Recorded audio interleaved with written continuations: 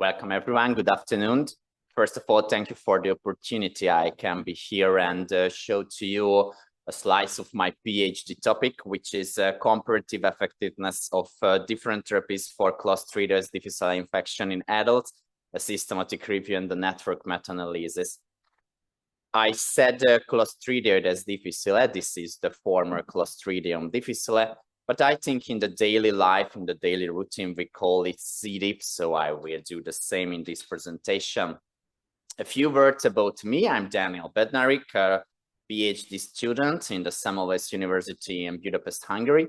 And I work as a resident doctor, a pediatrician resident doctor in Hungary's biggest children's hospital in the Hempel National Pediatric Institute.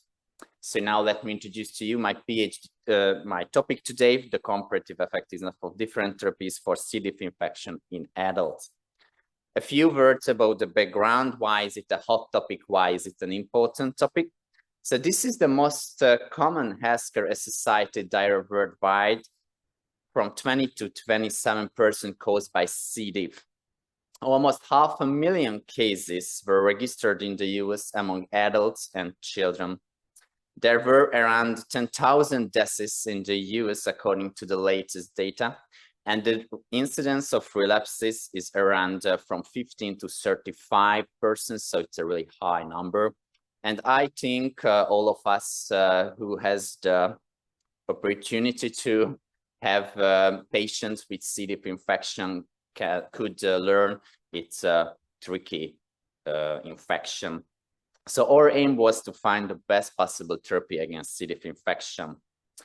We performed meta-analysis, and our clinical question was, which is the best therapeutic option for C. diff infection?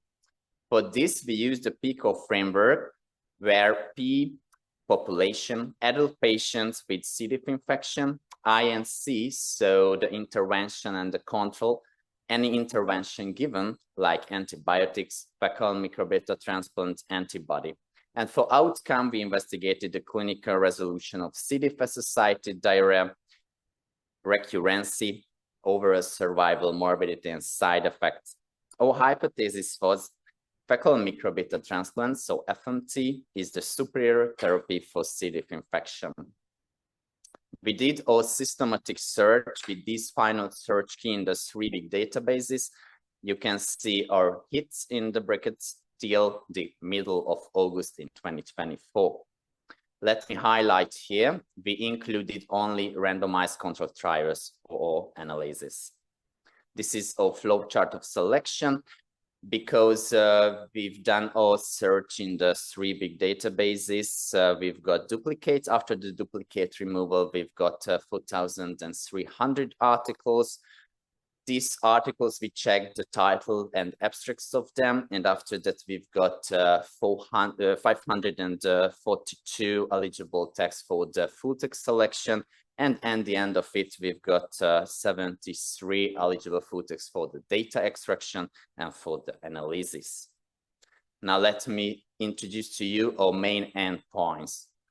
Our plan was to do as wide analysis as possible. So we checked the interventions and the prevention too. In the intervention, we checked the cure rate and the recurrent rate. In the cure rate, we checked in the different kind of therapies, how many patients has recovery. And in the recurrent rate, we checked how many patients suffered from recurrency. As a clinicians, and according to the current guidelines, it's an important question. Is it a recurrent or a non-recurrent C. diff infection? So in the cure rate, we checked as in subgroups, the recurrent and the non-recurrent cases separately too. Today's presentation, I will show to you 4 endpoints, which highlighted with red here. Let me introduce first the cure rate globally. And before it, a few words about the network meta-analysis, because we performed that. The essence of a network meta-analysis lies in its ability to compare interventions simultaneously, even when some treatments haven't been directly compared in head-to-head clinical trials. So this is our network plot in the case of cure rate. There are knots and edges on it. Every knot represents different kind of therapies against C. diff infection. The bigger knot represents that was included in more articles like the others. Here, vancomycin was in the most. Every edges represents different comparisons among different kind of therapies. These are the direct comparisons, by the way. And the number above it shows how many articles included this comparison. So for example, vancomycin compared with fidaxomicin, this comparison was included in 8 articles. For cure rate globally, we included 16 interventions. So there are 16 knots on this network plot from 29 studies, and more than 5,600 patients were included for this analysis. This is a league table. Related to this network, we investigated here the cure rate of the different kind of therapies against C. diff infection. As a clinician, it's a really important outcome how effective all therapy is. In this league table, the possible treatments are in the blue bars. The blue bars and the treatments are arranged in descending order according to P-score. And I hope you see, so these are the treatments. Above the blue bars, you can see the direct comparisons, while below it, you can see the direct and the estimated, so the indirect ones put together. Odds ratio is given in the cells. We compared one treatment from the left with one treatment from the right, and it indicates how greater the chance of recovery. So for example, if we compared, and I hope you see it, if we compare FMT with fidaxomicin, we see here the odds ratio, and it implicates that in the FMT arm, there is almost 6 times higher chance of recovery, like in the fidaxomicin arm. But let me show to you another clinically important information. If we compared fidaxomicin with vancomycin, we can see that according to the odds ratio, there is almost 2 times higher chance of recovery in the fidaxomicin arm, like in the vancomycin arm. The confidence interval is shown in brackets.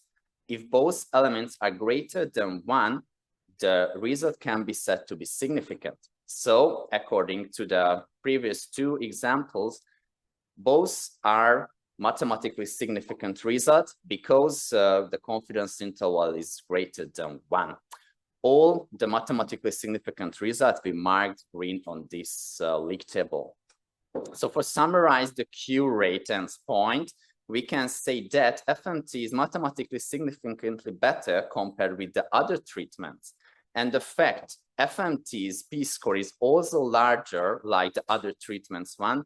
All analysis suggests that in the case of C. diff infection, but the best possible treatment is FMT. Now let me introduce to you the recurrence subgroup analysis in the case of cure rate. For this analysis, we included only those studies which included patients who suffered from recurrent C. diff infection. For this analysis, we included 11 interventions from 10 studies, and more than 2,200 patients were included for this analysis.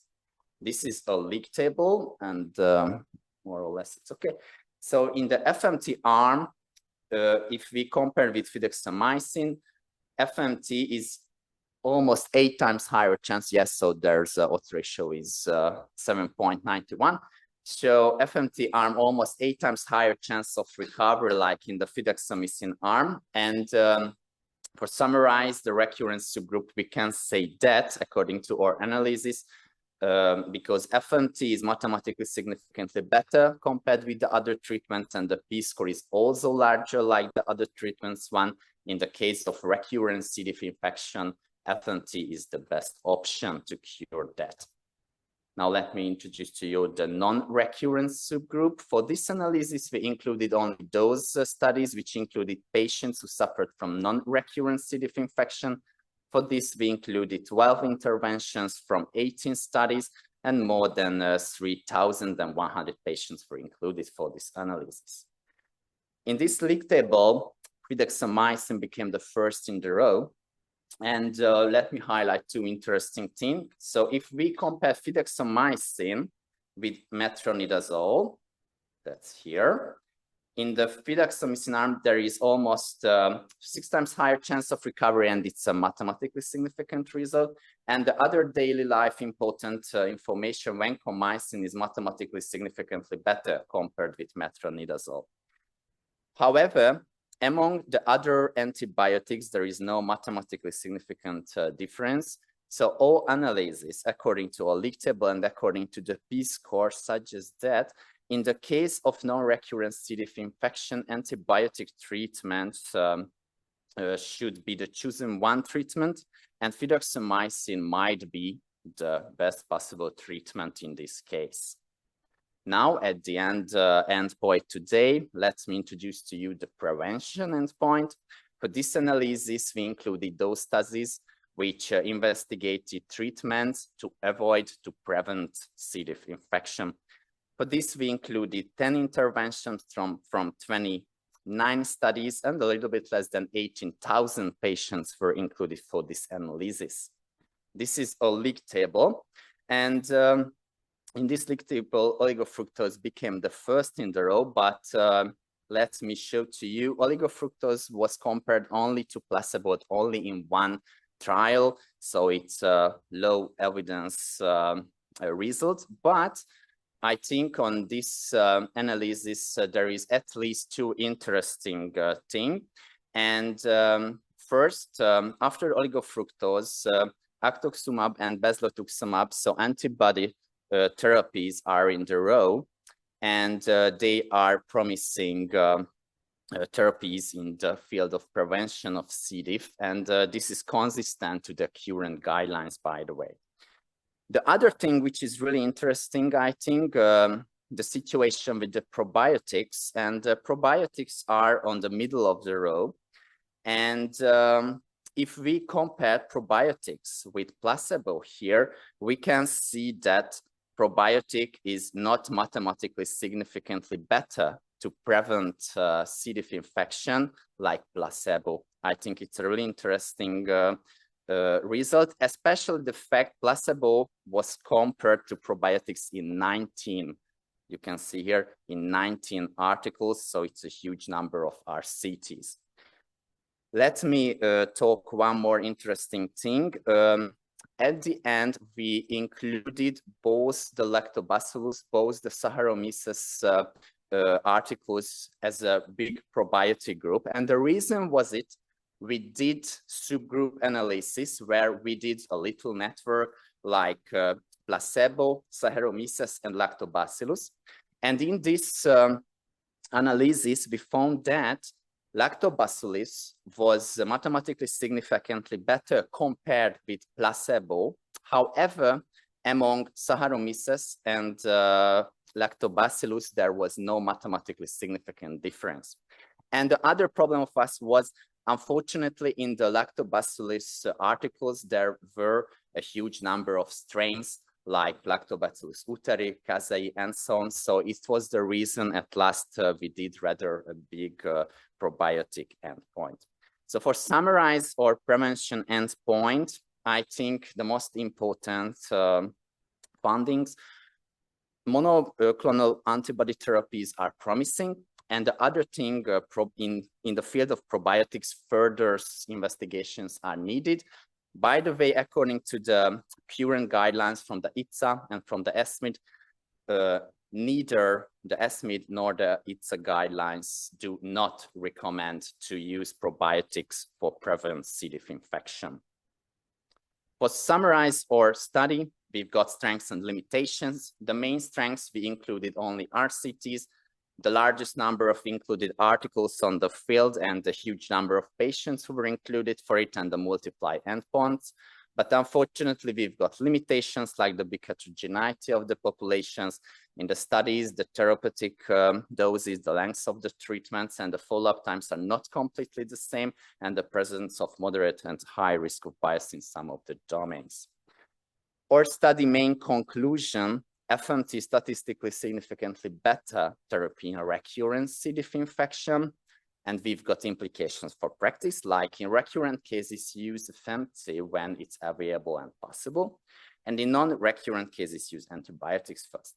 We've got implications for research, like what's the situation with the FMT for non-recurrent C. diff, because we think that it should be as effective as in the recurrent cases, but we haven't got enough data yet. But there are several ongoing trials on the field. The other thing, which FMT method's better? It's really interesting, the colonoscopic way, the oral way, the enema, the capsule form, the fresh, the frozen. So a lot of question, I think, further RCTs needed too. And the last one, as I mentioned, in the field of prevention, further RCTs and investigations needed to check which methods the best. We published our data in this year in the Lancet Regional Health of Europe. And in the end, thank you again for the opportunity to be here, and thank you for your kind attention.